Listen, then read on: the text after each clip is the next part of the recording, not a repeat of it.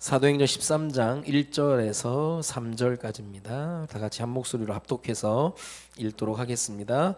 안디옥 교회에 선지자들과 교사들이 있으니 곧 바나바와 니게르라는 시므온과 구레네 사람 루기오와 분봉왕 헤롯의 젖동생 마나엔과 및 사울이라. 주를 섬겨 금식할 때 성령이 이르시되 내가 불러 시키는 일을 위하여 바나바와 사울을 따로 세우라 하시니 이에 금식하며 기도하고 두 사람에게 안수하여 보내니라. 아멘. 지난주는 세워주는 건강한 교회를 가지고 이 본문의 말씀을 봤는데, 오늘은 성령이 일하시는 교회입니다. 성령이 일하시는 교회. 지난주에는 5명의 지도자들을 우리가 보면서 어떻게 보면은 세상적으로 볼 때는 하나 될 수 없는 그러한 수준이고 또 배경이고 그럴 수 있는데, 이 교회 안에 들어오다 보니까 다양하지만 또 함께 세워주고 격려주고 하며 격려해주면서 하나 되는 그런 걸 봤는데요. 그 비밀이 오늘 1절, 2절, 3절 가운데 너무 단순하게 나와 있는, 너무나 잘하는 내용이 성령의 역사라는 거예요. 그래서 우리가 성령이 일하시는 교회라는 제목을 붙잡고 이런 것들이 보여지면 쉬워지는 거거든요. 이게 안 보이니까 이제 답답하고 막 그러는 건데, 안디옥 교회가 이렇게 할 수밖에 없었던 중요한 비밀이 이들에게는 분명한 정체성을 알고 있었거든요. 그래서 우리가 보통 얘기하는 아이덴티티라고 얘기하는 정체성이 왜 중요하냐, 그 얘기를 하냐면, 이 정체성이라고 하는 것은 내가 말로 하는 게 아니거든요. 이거는 내가 말로 하는 게 아니라 실제 내 현실을 얘기하는 거거든요. 현실이에요, 현실. 내가 말로 뭐 하나님 자녀? 뭐 말로도 우리가 뭐 하는 걸, 현실이면 현실. 내가 얼마나 하나님의 자녀다운 삶을 살아가느냐. 그래서 이 정체성이라고 하는 것이 우리에게 어떤 의미를 주어지냐면, 정체성에 따라서 뭐가 나오느냐? 행동이 나오는 겁니다. 지금 뭐 비상계엄을 한 이후에 우리가 이제 실망한 거죠. 대통령이면 국민과 국가를 보호해야 되는데, 뭐 이거 반대쪽에서 또 얘기하는 게 또 다를 수 있지만, 우리가 일반적으로 생각할 때 대통령이나 우리가 뽑은 위정자들은 가장 어려울 때 국민을 보호해야 되는 거거든요. 이게 축소되면 가정이 어려우면 가정을 꾸려야 되고 가정을 보호해야 되는데, 그게 아닌 거면 이 정체성이 틀린 거거든요. 행동에서 나오는 거예요, 이거는. 그래서 우리가 레위기나 신명기에 보면 음식법이 나올 때 음식법을 통해서 우리에게 주는 게 뭡니까? 음식을 구별하는 게 뭐예요? 그게 정체성이에요. 하나님의 자녀이기 때문에 먹어도 되지만 안 먹는 거예요. 먹을 수 있지만 안 먹는 거라니까요. 행동이에요. 그래서 유대인들이 얼마나 이걸 중요하게 여기냐면, 그래서 웬만하면 밖에서 식사를 안 한답니다. 아침에는 집에서 먹고 나가고 점심 때는 먹으면서도 계속 생각하는 거예요. 내가 혹시 율법을 어기는 음식을 먹지 않나. 식사하면서도 쉽게 말하면 행동, 자기의 정체성, 유대인이라고 하는 거룩을 위해서 하는 거죠. 그러면서 일부러 저녁에는 집에 와서 먹으면서 가정을 든든하게 세우는 겁니다. 이게 굉장히 중요한 거예요. 이게 쉽게 말하면 이게 하나님 자녀다운 크리스찬다운 행동, 이제 그렇게 우리가 연결을 시킬 수 있는 거죠. 그래서 우리가 쉽게 말하면, 요즘에는 그렇지 않아요. 옛날에는 술 담배가 극명한 차이였거든요. 지금은 뭐 워낙 보편된 문화다 보니까 그런 게 되는데, 술 담배라고 하는 것이 내 행동엔 용납이 안 되는 거거든요. 그걸 통해서도 하나님 자녀다운 크리스찬다운 이제 그게 되는 거거든요. 결국 이 행동이 무엇으로 연결이 되냐면, 행동을 통해서 운명이 결정되는 걸 얘기하는 거죠. 그렇게 따라오게 되는 겁니다. 그래서 어떻게 보면은 그 사람의 행동 거지를 우리가 뭐라고 막 하는 게 아니라, 우리가 정말 성령의 사람이라면 성령의 사람이라고 하는 정체성을 건드려야 되는 거죠. 행동은 뭐 우리가 약하니까 그럴 수 있는 건데, 네가 과연 성령의 사람이냐라고 얘기하는 걸 치고 들어가야 되는 거지. 인간 행동은 얼마나 연약한데요. 그걸 이제 의심해 볼 수 있는 그런 부분들이거든요. 그래서 안디옥 교회가 무언가를 시작하고 할 때 이들이 가지고 있는 정체성이 뭐였습니까? 안디옥 교회의 분명한 정체성이 사도행전 11장 26절에 나와 있죠. 만남에 안디옥에 데리고 와서 둘이 교회 1년간 모여서 큰 무리를 가르쳤고 제자들이 안디옥에서 비로소 그리스도인이라 일컬음을 받게 되었더라. 자이 타이 안디옥 교회가 그리스도인이라 칭함을 받은 거예요. 그때부터 확고한 정체성이 생긴 겁니다. 그러니까 함부로 활동 안 하는 거죠. 함부로 안 하는 거라니까요. 이게 너무 중요한 거예요. 그리스도인이라 일컬음을 받게 됐다.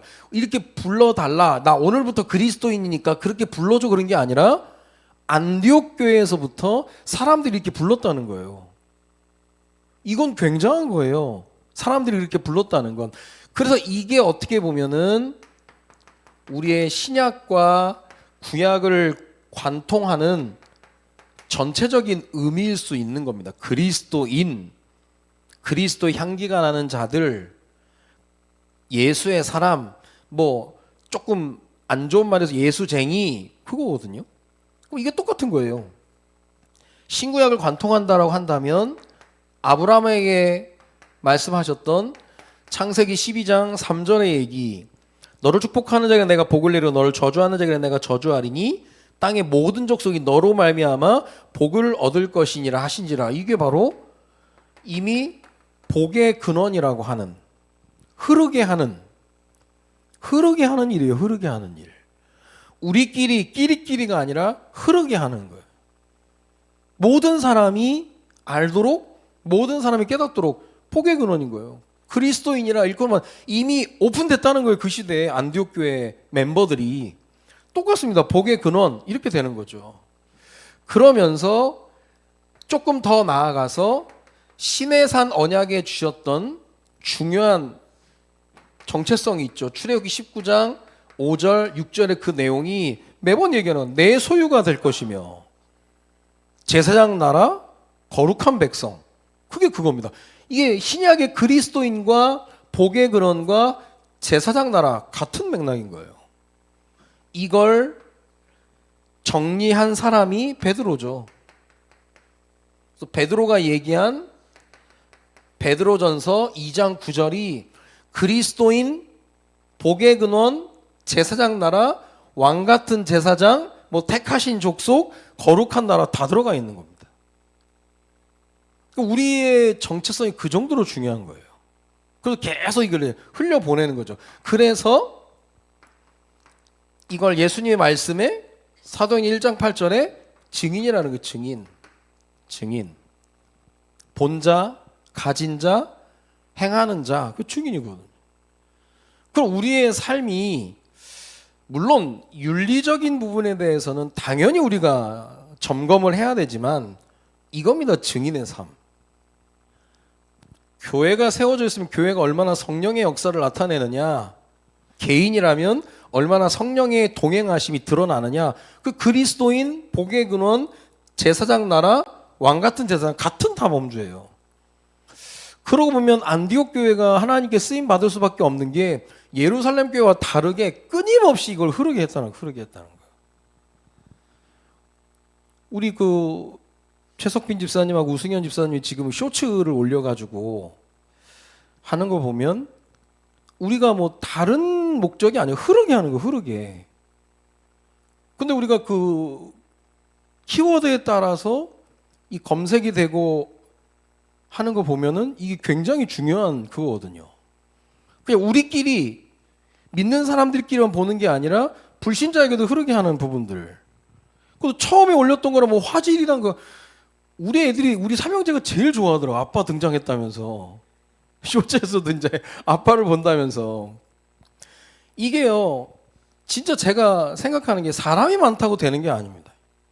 이 청라는 못하고 있어요, 그걸. 말은 하되, 해야 된다고. 백날 못합니다, 그거. 누가 총대 메고 하지 않으면, 뭐 인원도, 규모도 여러 가지 많은 면에서 차이가 날 수 있지만, 의미를 알고 하는 게, 우리는 그 시작부터 지금 우리끼리만이 아닌 거예요. 그들만을 리그가 되면 안 되니까. 어떻게 그런 바탕이 만들어져서 이번에 쇼츠도 올리고 하는 그런 게 흐르게 하는 거야, 흐르게. 그거보다 증인으로 서서 하는 게 그리스도인이라 일컬음을 받고 그런 가운데 이런 것들이 지속될 수 있는 중요한 방법이라고 하면 좀 그렇지만 비밀이 뭐냐? 성령이 주체가 돼야 된다는 거죠. 뭘 딱 하더라도 성령의 인도를 받았구나. 성령의 인도를 받고 있구나라는 게 보여져야 되는데 오늘 사도행전 13장 1절부터 3절까지 안디옥 교회가 성령이 주체한다라고 느끼고 이들이 실행한 게 뭡니까? 그게 금식이에요. 이 정도로 우리가 몸부림치겠다는 거거든요. 이 정도로 몸부림치겠다는 거거든요. 먹을 때가 아니라는 거예요. 금식하면서 기도한 그게. 그러니까 2절 보면 주를 섬겨 금식할 때 금식하고 나니까 어떤 응답이 왔습니까? 성령이 이르시되, 이게 명확히 보이는 거예요. 누가 보더라도 보여지는 거예요. 성령이 이르시되라고 하는 것은 성령께서 말씀하셨다라고 하는 것은 뭔가 우리가 꾀를 부리는 게 아니라는 거예요. 누가가 보기에 이건 완벽한 성령의 역사구나 보여지는 거예요. 이게 꾀가 아니라니까요. 그리고 이런 것들이 어떻게 보면은 회의에서 결정되는 게 아닌 거예요. 가장 중요한 일은 회의를 하는 게 아닙니다. 기도하는 거지. 회의를 통해서 해가는 게 아니라니까요.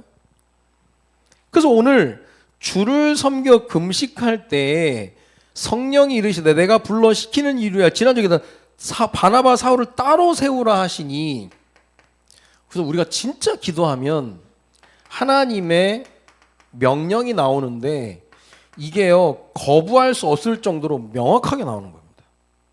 이걸 봐야 돼. 그래. 물론 우리 인간의 판단이고 깨달음일 수 있으니까 요거에 대한 차이는 있을 겁니다. 근데 명확하게 나오는 거예요. 이게 하나님이 원하시는구나, 기뻐하시는구나. 그게 2절의 내용이에요. 바나바와 사울을 따로 세워라.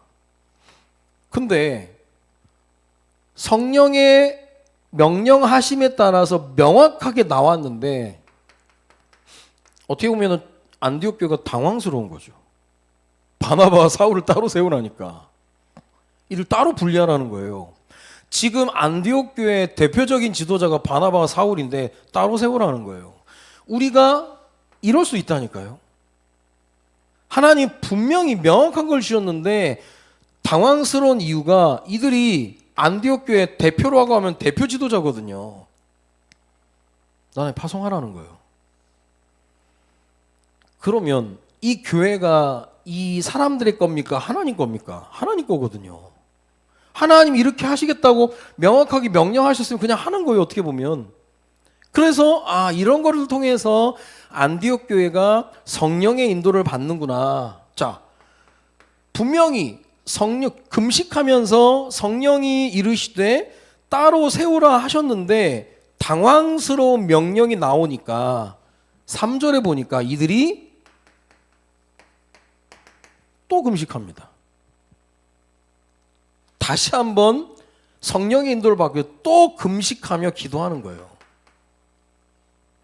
여기서 우리 신앙생활 할 때 우리가 어떻게 해야 하고 어디를 가야 하고자 할 때 성령의 인도받는 패턴이에요. 이게 처음에 얘기했던 것처럼 성령의 인도를 끝없이 받겠다라고 하는 그 각오가 뭐냐? 금식입니다. 금식.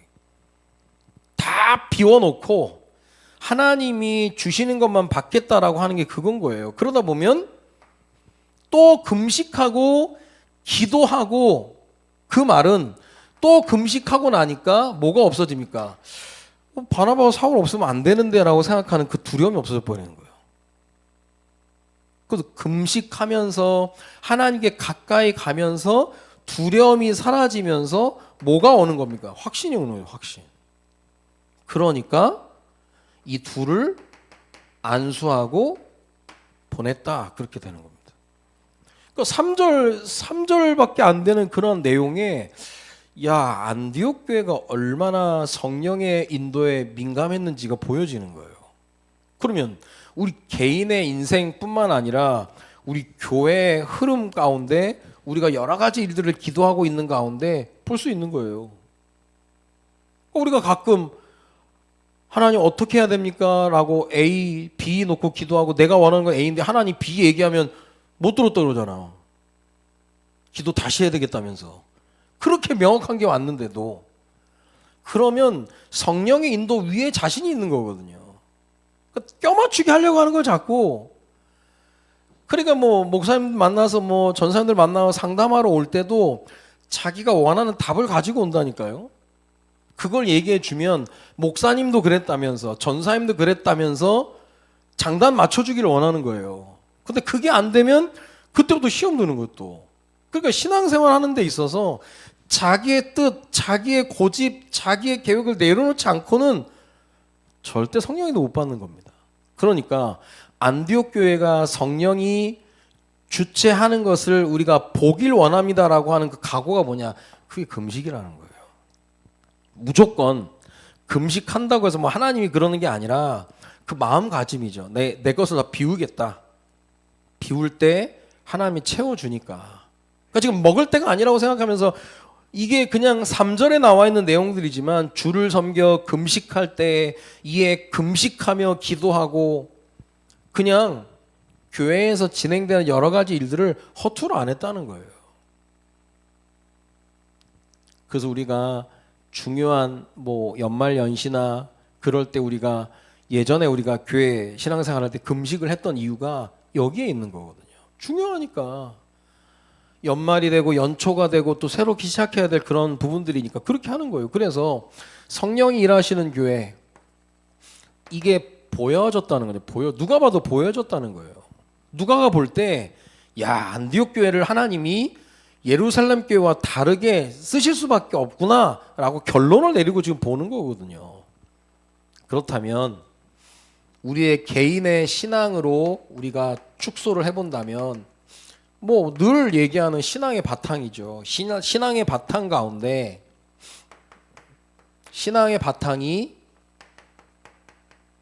말씀에 기반을 둔다면 특징 중에 특징이 말씀이 흔들리지 않는 이상 흔들림이 없는 거예요. 말씀이 흔들리지 않으니까.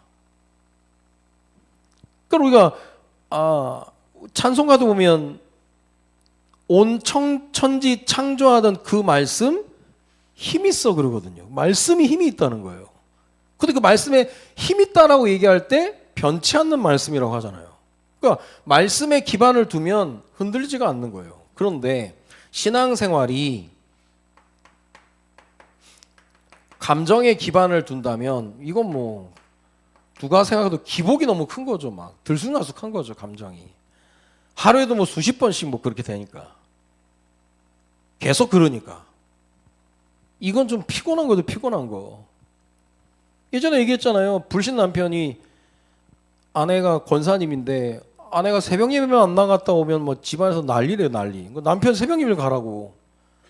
새벽 예배라도 갔다 오면 그래도 절제하고 그러는데 새벽 예배 안 갔다 오면 이 감정이 너무 기복이 심하니까. 그게 바로 바탕이 뭐냐는 거예요. 바탕이. 말씀의 바탕을 두느냐 감정의 바탕을 두느냐. 말씀의 바탕을 둬야 흔들리지를 않는 거예요. 그렇게 따라가는 거죠. 그러니까 말씀의 바탕을 두기 위해서 성령의 음성을 듣고자 성령의 인도하심을 받고자 금식하면서 엎드리는 거죠. 안디옥 교회가. 자, 우리 응답받을 응답의 스케줄입니다. 이번 주에 학부모 교사 세미나가 청라에서 진행이 되고 그리고 전교인 세일의 저녁 기도회가 같이 끝나자마자 바로 진행이 됩니다. 또 첫날이고 하기 때문에 우리가 청라에 같이 참석을 해서 또 인도를 받아야 될 것 같고요.